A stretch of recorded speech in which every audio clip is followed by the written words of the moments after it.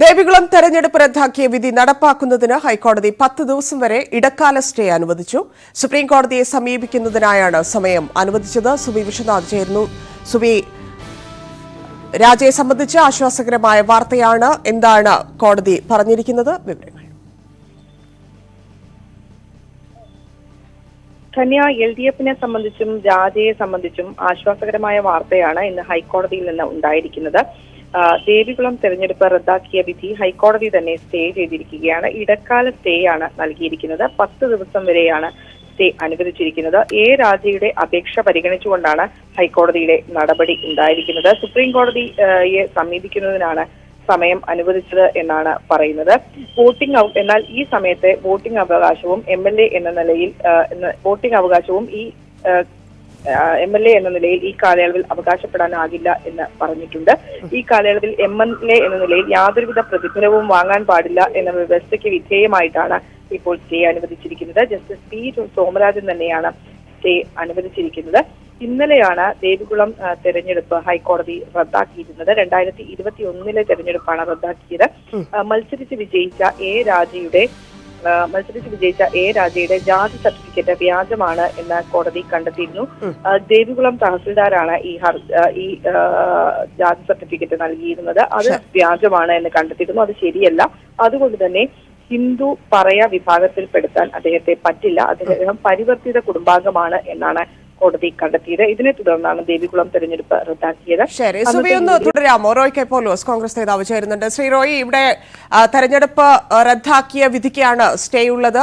രാജയെയും LDFനെയും സംബന്ധിച്ച് വലിയ ആശ്വാസകരമായ കാര്യമാണ് ഹൈക്കോടതിയിൽ നിന്നുണ്ടായിരിക്കുന്നത്. എന്താണ് കോൺഗ്രസിന്റെ പ്രതികരണം? സ്വാഭാവികമായിട്ടുണ്ടാകാവുന്ന ഒരു നടപടിക്രമം എന്നുള്ള നിലയിൽ മാത്രമാണ് ഞങ്ങൾ ഇതിനെ കാണുന്നത്. ഒരാശ്വാസവും അവരെ സംബന്ധിച്ച് ഇതിന്റെ ഉണ്ടാകത്തില്ല. 10 ദിവസത്തെ ഒരു ഇടക്കാല സ്റ്റേ എന്നൊക്കെ പറയുന്നത് സ്വാഭാവികമായിട്ടും കോടതിയുടെ ഭാഗത്തുനിന്നുണ്ടാകാവുന്ന ഒരു സംഗതിയാണത്. ഇവര് സുപ്രീം കോടതിയിൽ ഇനിയിപ്പോ പോയി കഴിഞ്ഞാലും പട്ടികജാതി വിഭാഗത്തിൽപ്പെട്ട ഒരാളല്ലാത്ത ഒരാൾക്ക് ഏത് കോടതിയിൽ പോയി കഴിഞ്ഞാലും ആണ് എന്ന് തെളിയിക്കാൻ കഴിയത്തില്ലല്ലോ. ഞങ്ങൾക്ക് അതിൻ്റെ അകത്ത് 100% ആത്മവിശ്വാസമുണ്ട്. കാരണം ഒരു വ്യാജ സർട്ടിഫിക്കറ്റിന്റെ ബലത്തില് ജനങ്ങളെ കബളിപ്പിച്ച് മത്സരിച്ച ആളുകൾക്ക് അവിടുത്തെ തഹസിൽദാരെ സ്വാധീനിക്കാൻ കഴിഞ്ഞിട്ടുണ്ടാകും. അപ്പൊ അതുകൊണ്ട് പക്ഷേ നിയമത്തിന്റെ മുമ്പിൽ അവർക്ക് ഈ വ്യാജ സർട്ടിഫിക്കറ്റ് ബോധ്യപ്പെടുത്താൻ കഴിയത്തില്ലല്ലോ. പക്ഷെ അങ്ങനെയാവുമ്പോൾ ഇപ്പൊ സുപ്രീം കോടതിയിലേക്ക് രാജി എത്തുമ്പോൾ കൊടിക്കുന്നിൽ സുരേഷിന് അനുകൂലമായ വിധിയൊക്കെ ഒരു പിടിവള്ളിയല്ലേ? അല്ല, അതൊന്നും തമ്മിലൊന്നും താരതമ്യപ്പെടുത്തേണ്ട കാര്യമൊന്നുമില്ലല്ലോ.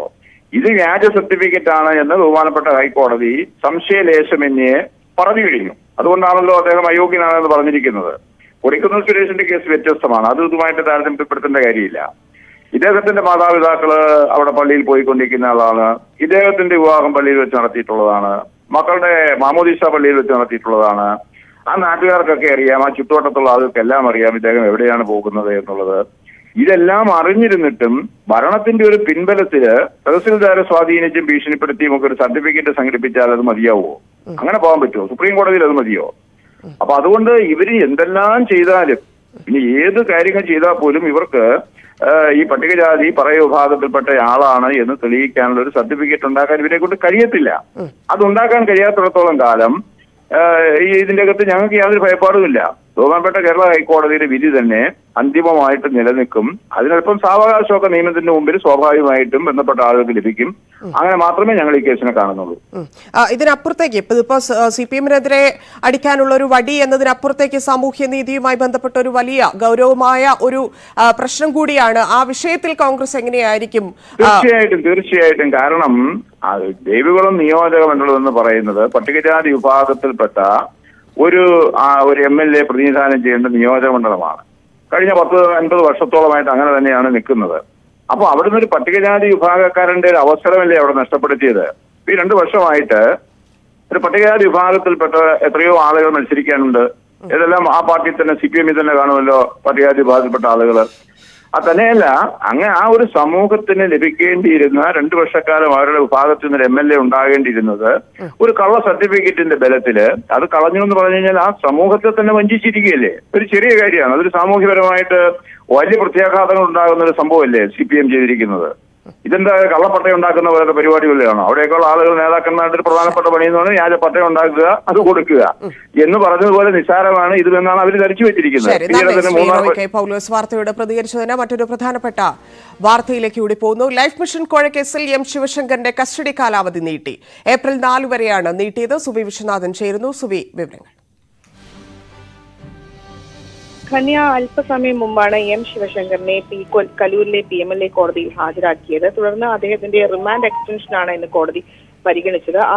അത് പരിഗണിച്ചുകൊണ്ട് കോടതി സ്വാഭാവികമായ ഒരു നടപടിക്രമമാണ് 14 ദിവസത്തേക്ക് അദ്ദേഹത്തിന്റെ റിമാൻഡ് എക്സ്റ്റൻഷൻ നീട്ടിയിരിക്കുകയാണ്. ഒപ്പം തന്നെ അദ്ദേഹത്തിന്റെ ആരോഗ്യ വിവരങ്ങളും കോടതി ആരാഞ്ഞിട്ടുണ്ട്.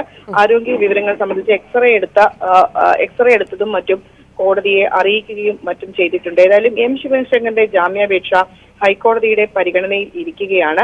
തനിക്ക് ആരോഗ്യത്തിന് താൻ അസുഖബാധിതനാണ്, ഒപ്പം നിരപരാധിയാണ്. ഈ കേസിൽ തന്നെ മനഃപൂർവ്വം ED വേട്ടയാടുകയാണ് എന്ന് പറഞ്ഞുകൊണ്ടാണ് എം ശിവശങ്കർ ജാമ്യാപേക്ഷ ഹൈക്കോടതിയിൽ സമർപ്പിച്ചിരിക്കുന്നത്. ഏതായാലും അടുത്ത ദിവസം അതിന്റെ വാദം തുടരും എന്നാണ് നമുക്ക് അറിയാൻ കഴിയുന്നത്. ഇപ്പോൾ എം ശിവശങ്കറിനെ അല്പസമയം മുമ്പ് റിമാൻഡ് എക്സ്റ്റെൻഡ് ചെയ്തു. അദ്ദേഹത്തെ കാക്കനാട് ജില്ലാ ജയിലിലേക്ക് കൊണ്ടുപോവുകയാണ്. ഈ കഴിഞ്ഞ മാസം ഫെബ്രുവരി 14 തീയതിയാണ് എം ശിവശങ്കർ ലൈഫ് മിഷൻ കോഴ ഇടപാടുമായി ബന്ധപ്പെട്ട കേസിൽ ED അറസ്റ്റ് ചെയ്യുന്നത്. തുടർന്ന് അദ്ദേഹത്തെ 9 ദിവസത്തെ കസ്റ്റഡിയിൽ വാങ്ങിയിരുന്നു. അതിനുശേഷം അദ്ദേഹത്തിന്റെ റിമാൻഡ് കാലാവധി നീട്ടിയിരിക്കുകയാണ്. ശരി സുബി, UV ജോസിന്റെ കാര്യം എന്താണ്? ഈ ലൈഫ് മിഷൻ അഴിമതി കേസിൽ ജോസിനെ രണ്ടാമതും ED ചോദ്യം ചെയ്യുകയാണ്. ഇപ്പോഴും തുടരുകയാണോ?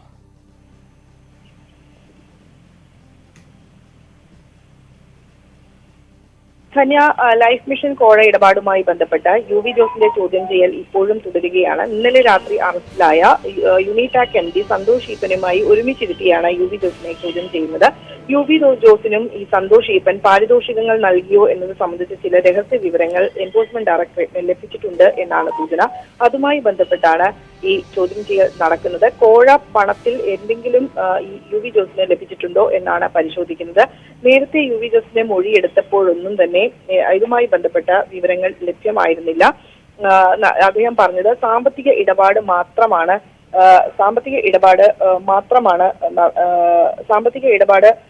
ഒന്നും തനിക്ക് അറിയില്ല, താൻ കരാറിൽ ഒപ്പിടുക മാത്രമാണ് ചെയ്തത് എന്നാണ് UV ജോസ് അറിയിച്ചിരുന്നത്. എന്നാൽ അതിപ്പോൾ അറിയിച്ചിരുന്നത്. എന്നാൽ ഇത് മുഖവിലക്കെടുക്കാൻ ED തയ്യാറായിട്ടില്ല. ഈ ഒരു സാഹചര്യത്തിലാണ് ഇന്ന് UV ജോസിനെ കൂടെ വിളിച്ചു വരുത്തി ചോദ്യം ചെയ്യുന്നത്. നന്ദി സുബി.